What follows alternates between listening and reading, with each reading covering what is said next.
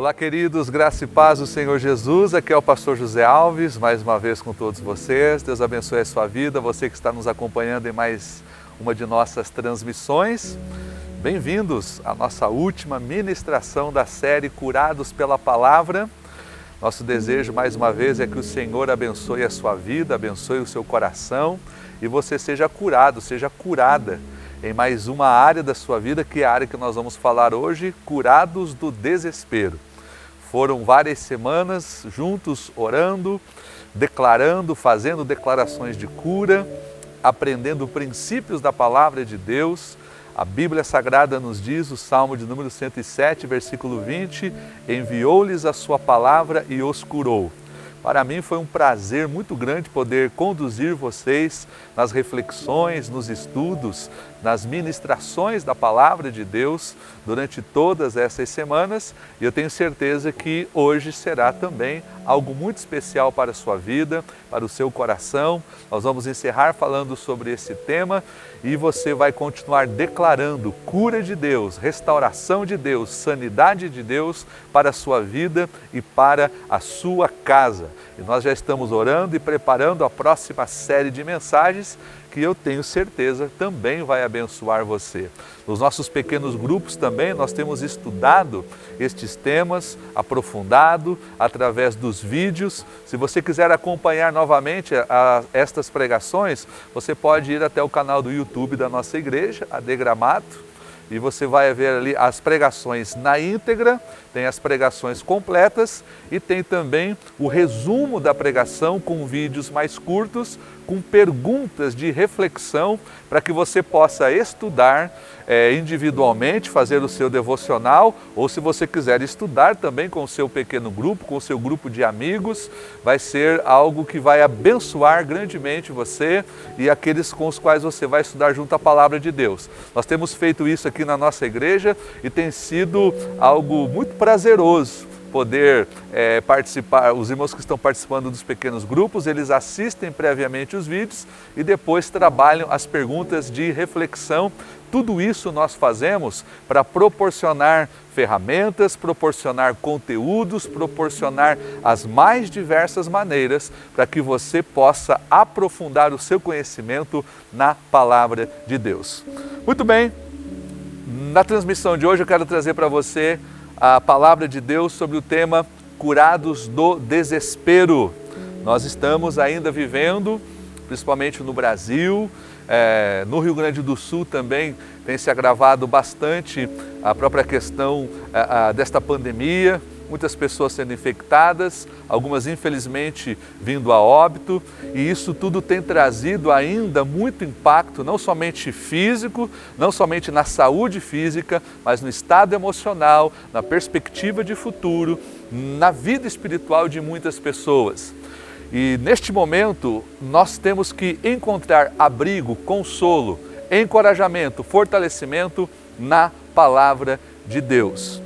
E quando estava pensando sobre este tema, sobre como ser curado do desespero, o Senhor ministrou ao meu coração uma palavra para que eu pudesse trazer a você nesse momento, que é o Salmo de número 121, versículos de número 1 e 2. Se você é um leitor da Bíblia, você já sabe o que diz este salmo, muito conhecido, em que o salmista diz: levantarei os meus olhos para os montes, ou elevo os meus olhos para os montes, de onde vem o meu socorro?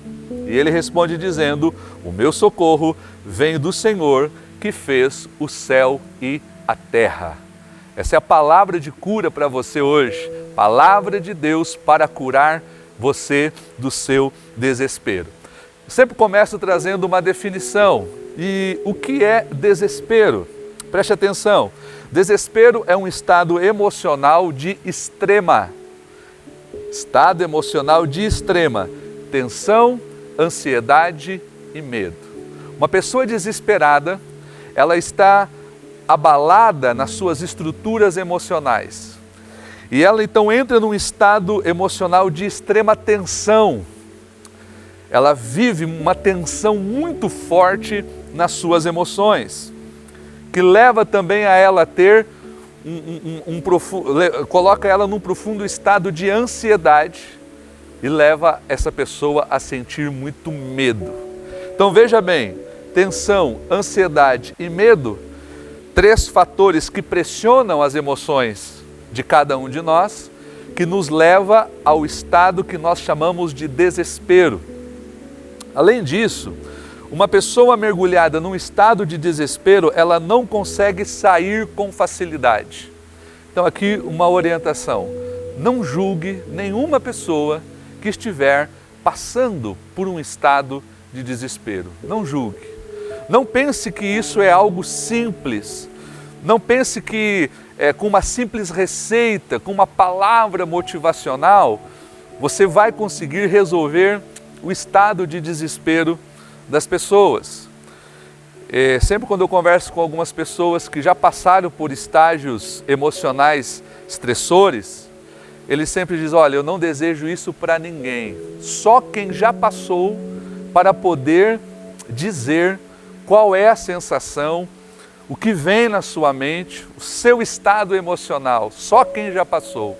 Então, primeira orientação: não julgue nenhuma pessoa que estiver enfrentando momentos desafiadores, momentos de desespero, momentos de tensão, momentos de ansiedade, porque a pessoa por si própria, ela não consegue sair com facilidade.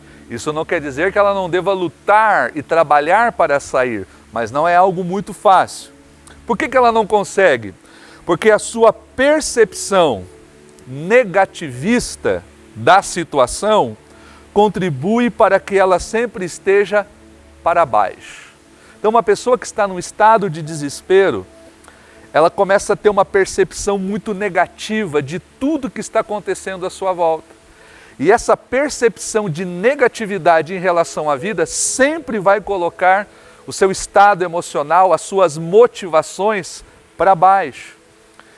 E esse estado coloca a pessoa numa situação de desespero e algumas bloqueiam, elas não conseguem sair do lugar, não conseguem reagir, não conseguem criar novas possibilidades na sua mente.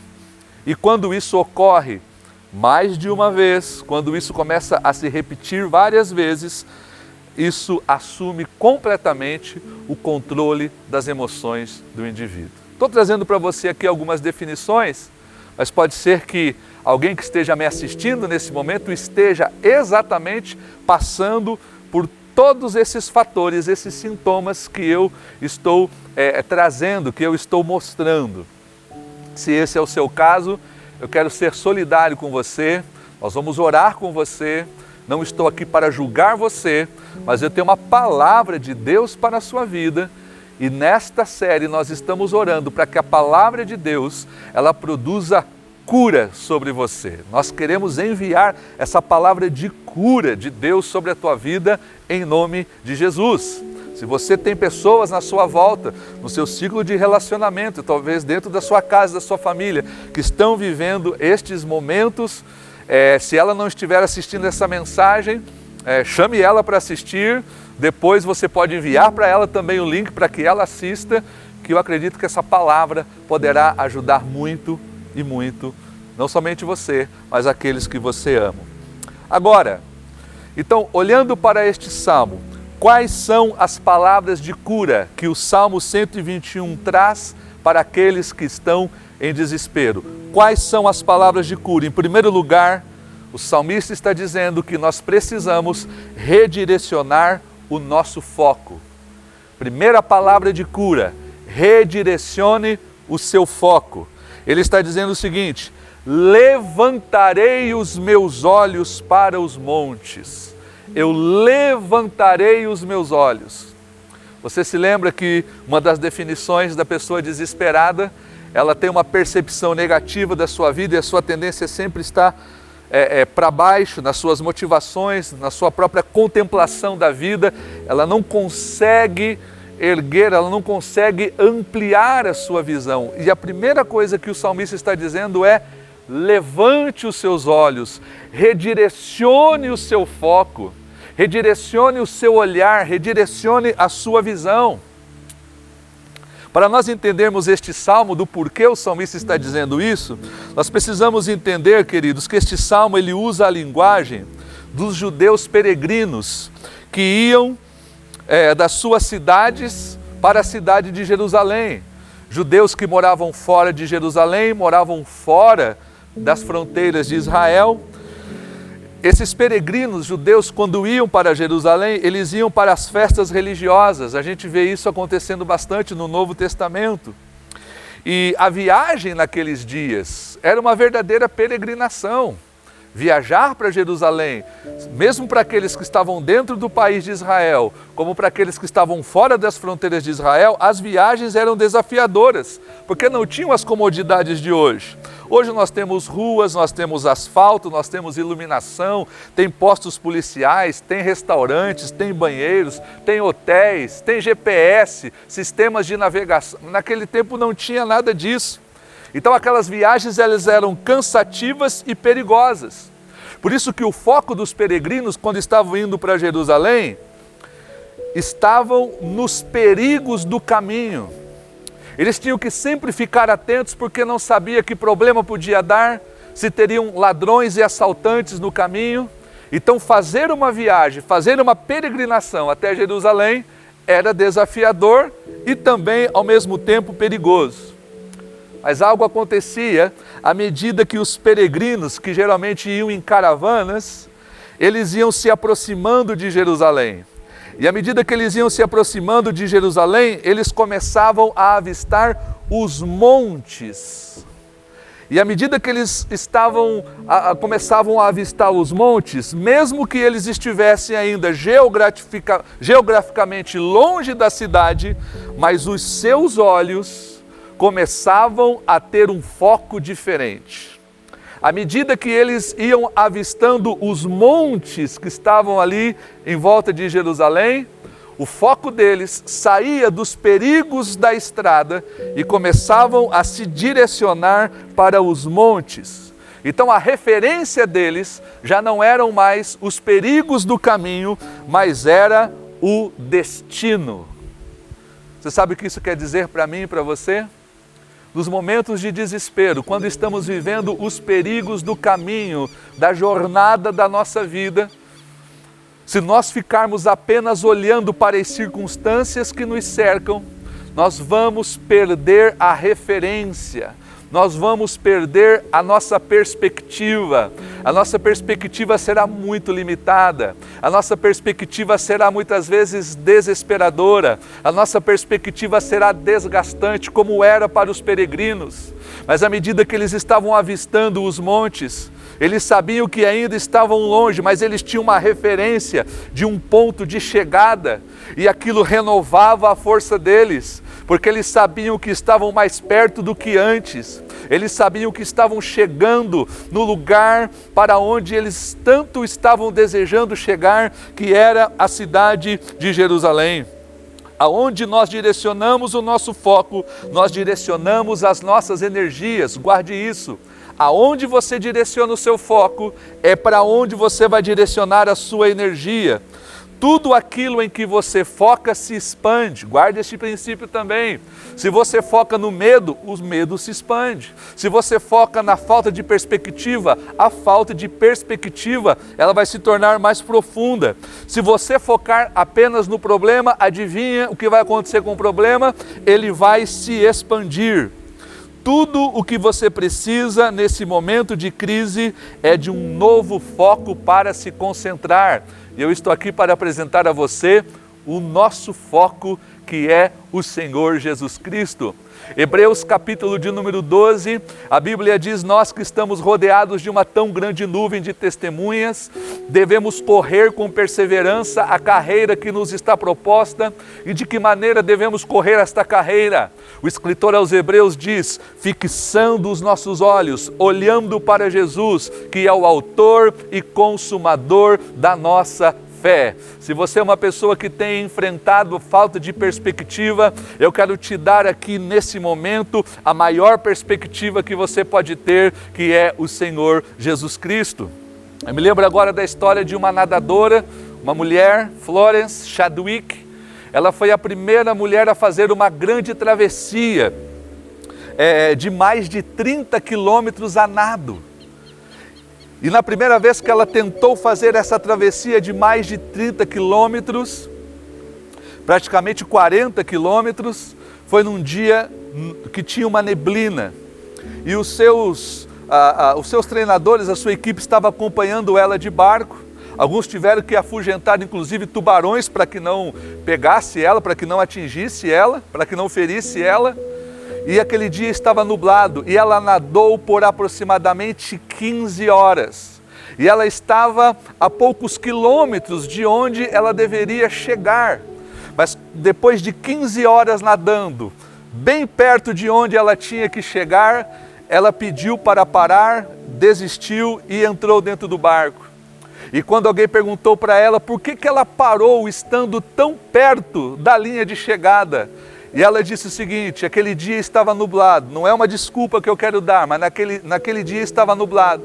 E por causa daquela neblina, eu já tinha perdido a minha referência da saída e eu não tinha a referência de onde eu tinha que chegar. Se eu pelo menos estivesse enxergando o lugar aonde eu tinha que chegar, eu não teria desistido. O que faltou para aquela mulher? Para que ela atravessasse então e chegasse, estando bem perto, a referência do seu ponto de chegada. Ela tentou a segunda vez, e na segunda vez era um dia ensolarado, ela atravessou e ela gastou 2 horas a menos do que o dia em que ela desistiu. Qual foi o diferencial? Ela tinha o foco no seu ponto de chegada.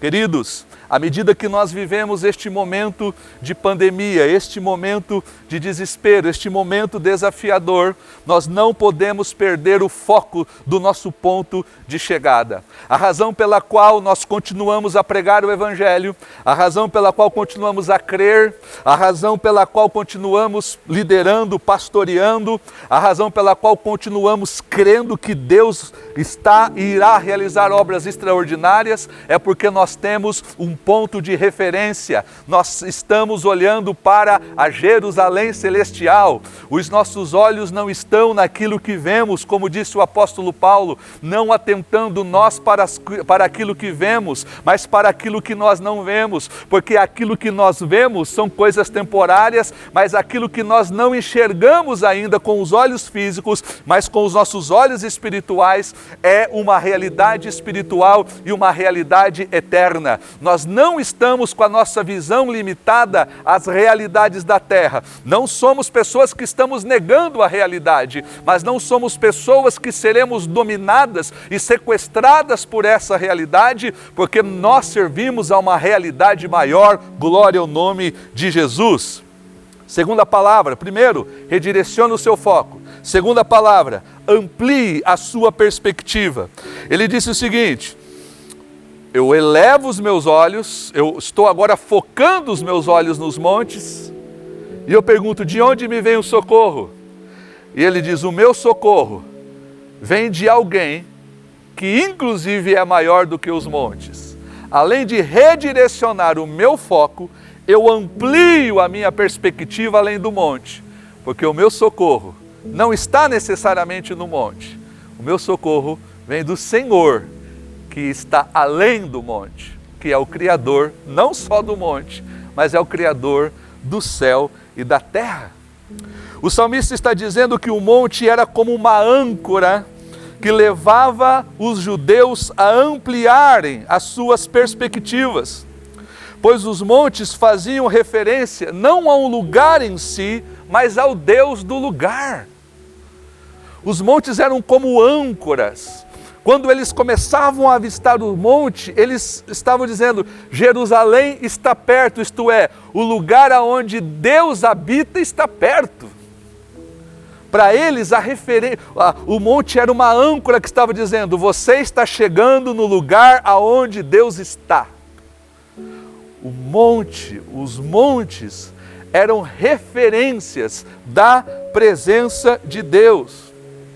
Jerusalém não era especial por causa da sua geografia, mas porque na crença e no imaginário dos judeus, aquela cidade era a referência da presença de Deus. Olha que coisa maravilhosa!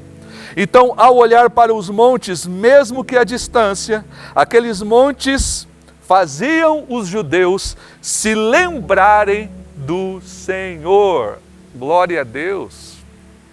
O Salmo de número 125, versículo 1 e versículo 2, olha o que diz o salmista: os que confiam no Senhor são como o monte de Sião. Mais uma vez o salmista está dizendo, quem confia no Senhor é como um monte de Sião, que não se abala, mas permanece para sempre. Versículo 2, assim como os montes estão à roda de Jerusalém, assim o Senhor em volta do seu povo, desde agora e para sempre. Os montes eram âncoras, os montes eram referências, os montes, eles apontavam para algo maior, Deus, Criador dos céus e da terra. Os montes, no imaginário dos judeus, eram a referência da firmeza e da proteção de Deus para a vida deles. Muitos cristãos hoje estão vivendo em um sequestro mental e quase que num tipo de amnésia. Por que eu estou dizendo isto? Porque com certeza você que está me assistindo já passou por momentos tão difíceis ou até piores do que este. Por que nós muitas vezes estamos vivendo um sequestro mental e uma amnésia, pastor? Porque nós nos esquecemos, queridos, que nós só chegamos até aqui pela graça de Deus. Nós não chegamos até aqui porque temos uma capacidade sobrenatural para uma autopreservação. Não, nós só chegamos aqui porque Deus tem nos guardado. Só por isso. Porque a bênção de Deus, as mãos de Deus, o cuidado e a proteção deste Deus que é como um monte em volta de Jerusalém, você com certeza passou por momentos tão difíceis como este ou piores do que este. E você está aí. E eu estou aqui. Eu já passei por momentos bem desafiadores, por momentos bem difíceis. E vou dizer para você, piores do que este que eu estou vivendo hoje. E eu tenho uma boa notícia. O Senhor me guardou. O Senhor me livrou. Mas sabe por que muitas pessoas estão entrando em desespero? Porque o seu foco e a sua perspectiva estão limitadas por esse momento. E para muitas pessoas parece que Deus nem existe mais. Eu quero fazer um convite para você olhar para as âncoras que fazem referência ao grande livramento e socorro de Deus para a sua vida. Quando eles olhavam para os montes apontavam para um Deus que está além do monte. Eu gostaria que você começasse a pensar quais foram os momentos de livramento de Deus para a sua vida. E que foram momentos maravilhosos, extraordinários. E quais são as referências, quais são as âncoras que você, ao olhar para elas, vão te remeter à memória de um momento desafiador, mas que Deus te livrou. Talvez você vai ter que começar a olhar para algumas fotos da sua história, de algum momento da sua vida. Você talvez vai ter que revisitar a sua memória e começar a se lembrar de momentos desafiadores, momentos de grande luta, momentos em que talvez você chegou no beco sem saída e não tinha outra possibilidade. Naquele momento, Deus te salvou, Deus te livrou. É hora de revisitarmos momentos de âncora que vão nos fazer lembrar de que o nosso socorro, naquele momento desesperador, veio do Senhor, Criador dos céus e da terra. A palavra de Deus nos diz que quando Josué e todos os israelitas que atravessaram o Rio Jordão, diz-nos a Bíblia, que uma ordem que Deus estabeleceu para a vida deles, para a vida de Israel é que quando os sacerdotes que carregavam a arca, quando os sacerdotes que pisassem ali nas águas do Jordão, e à medida que eles fossem pisando, as águas fossem se abrindo, a ordem de Deus é que fosse tirado do meio do Jordão pedras, e essas pedras fossem levadas para o outro lado, e ali eles construíssem um memorial, pedras de memorial. Pedras. E ao pegar aquelas pedras de memorial do meio do Jordão, eles colocariam e construiriam um memorial, um altar. E qual era o objetivo? E Deus diz: quando os vossos filhos, aqueles que não passaram o Jordão, aqueles que não andaram no deserto, daqui a algumas gerações, quando os filhos de vocês olharem para este memorial e perguntarem o que são essas pedras, vocês vão contar para eles a história de que um dia eu abri as águas do Jordão e essa pedra foi tirada do meio do Jordão. É hora de você começar a construir o memorial dos livramentos de Deus para a sua vida. Para que quando você enfrentar momentos como este, e aqueles que virão, você sempre olhe para esses memoriais e eles sempre digam para você: Deus não mudou. Deus não mudou. Quero que você receba essa palavra de cura nesta noite em nome de Jesus. Eu quero que você neste momento comece a revisitar as memórias dos livramentos de Deus. No livro do profeta, no livro de Lamentações do profeta Jeremias, ele diz o seguinte: nós estamos vivendo momentos angustiantes em Jerusalém, mas nesses momentos, ele escreve isso num livro chamado Lamentações. Ele diz o seguinte: eu quero trazer à memória aquilo que me traz esperança. Eu quero trazer à memória aquilo que me dá esperança. Receba essa palavra de cura em nome de Jesus. Nós vamos para mais um louvor neste momento e depois nós vamos orar por você, abençoar a sua vida, a sua casa e a sua família. Deus te abençoe.